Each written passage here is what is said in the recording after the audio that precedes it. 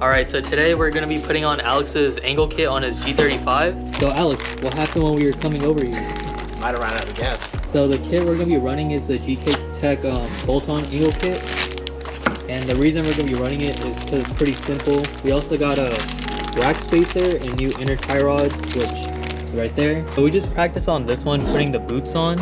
And we think we have a good idea, so we're going to show you how to do it on this one, in case anyone's doing this too. It's pretty easy. All you got to do is basically take this entire thing apart. We recommend doing one side at a time so you can reference the other side. And then you undo this sleeve and then slip the boot from the bottom in.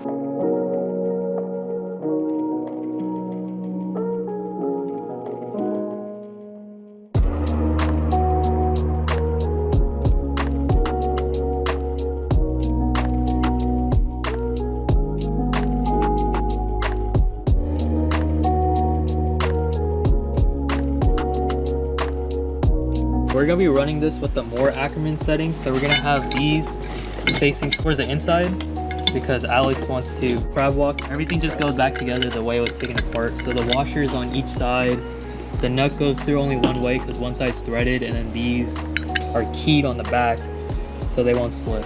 Now that we got these prepped, we're gonna go ahead and finally get started on the car.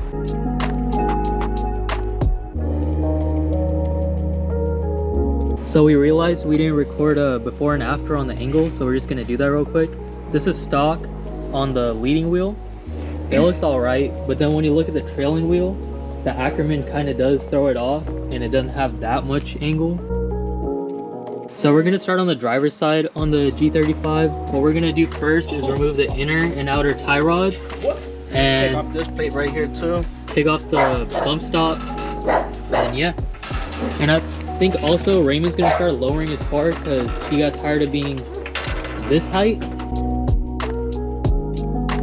Also, while we're talking about side projects, John is cutting some outer tie rods from an IS300 to fit on his JZX100 Cresta. And how much are you gonna cut it? Like half an inch, 15 millimeters. Yeah, so he's gonna cut these 15 millimeters so you can still have good thread engagement on the tie rods. So this is gonna be our setup for cutting the tie rods. We just have a janky Harbor Freight vise, some not straight tape, and a Harbor Freight depth wheel.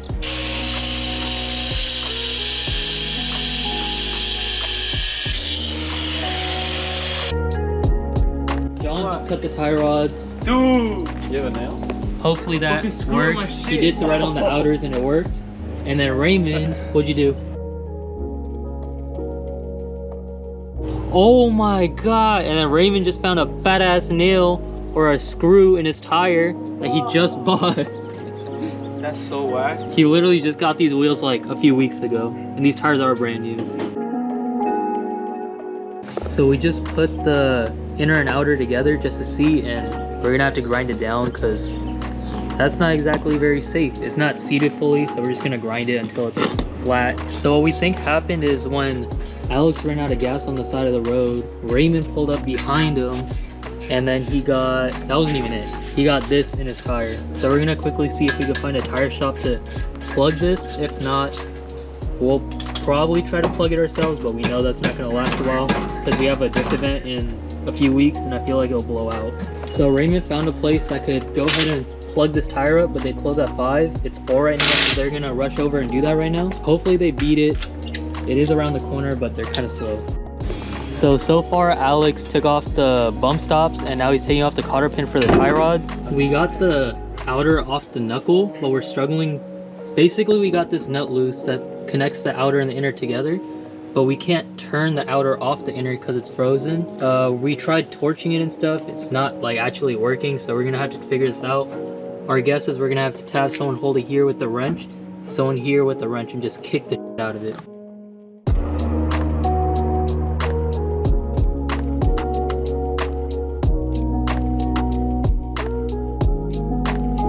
After fighting this for a while, what me and Alex figured out is the best way is just put the outer back in, just loosely, have someone holding a 19 right here and supporting it, and then put an adjustable right here, and with all your force just pull it down and it'll break this loose right here, so you could go ahead and unthread the outer from the inner.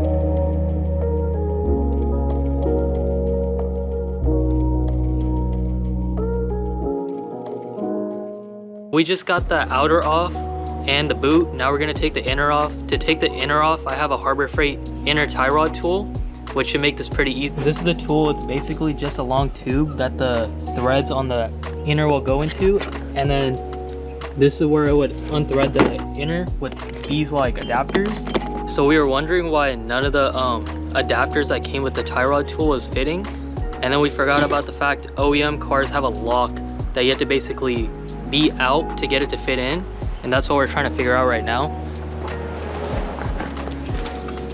If you look, there's basically a locking ring around the inner, so it can't unthread. Alex just bent that end and this end. Now we're just trying to bend the other two ends. It's just hard because you can't really get to all the ends, and most people when they put tie rods, they don't even install this thing back on. We know we're not. We're just gonna put some Loctite and call it a day. So while Alex is fighting the lock on the inner tie rod, I'm bored, so Raymond went to go get the tire plugged on his car. I'm just gonna do him a favor and finish lowering the other side.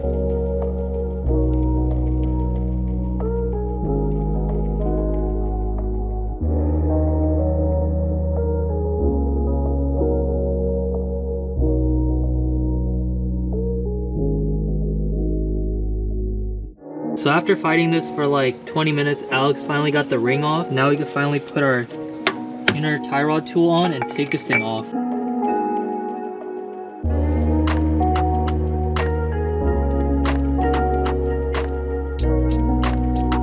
Alright, so we finally got the inner off. It was kind of a bitch, but now we're gonna start cleaning up, putting the new inner on with the rack spacer, and then we still have to take the ball joint off of right here so we could put on the bolt-on angle kit. So Raymond and John just got back from getting the tire patched. There's not a nail in it anymore, and now we're just gonna finish lowering this thing. We're also realizing that VCs don't really go that low because we have these maxed out, and I feel like it's still not gonna be as low as Raymond wants. We just finished the front up on Raymond's car. We're gonna put the wheels on and call that done, unless he wants to do the rear too, we don't know yet. And then on Alex's car, so on the driver's side, we're doing the slip-on rack spacer with some Loctite. And then on the passenger side, we're gonna do the bolt-on one.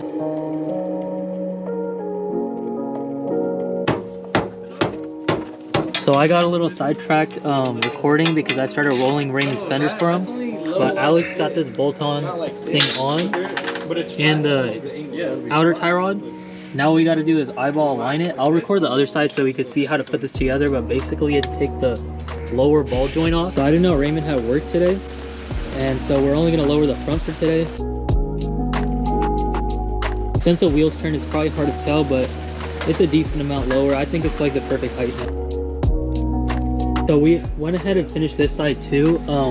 We didn't record this because it is pitch black out, but I realized I didn't show this on the other side. The way this goes together is it bolts onto the two bump stops, and on the bottom it goes where the lower control arm bolt is. So we just finished everything up. This is the after on the angle. Can you turn to the left all the way?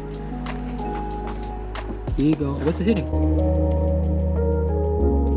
Well, we figured out why it wasn't going to full lock. It's hitting the sway bar. So after trying some things, we ended up stacking a 25 and a 15 mil spacer. That's the only way we could avoid hitting that sway bar. And we put one of my R33s on, but it doesn't fit, and that's how much angle we got.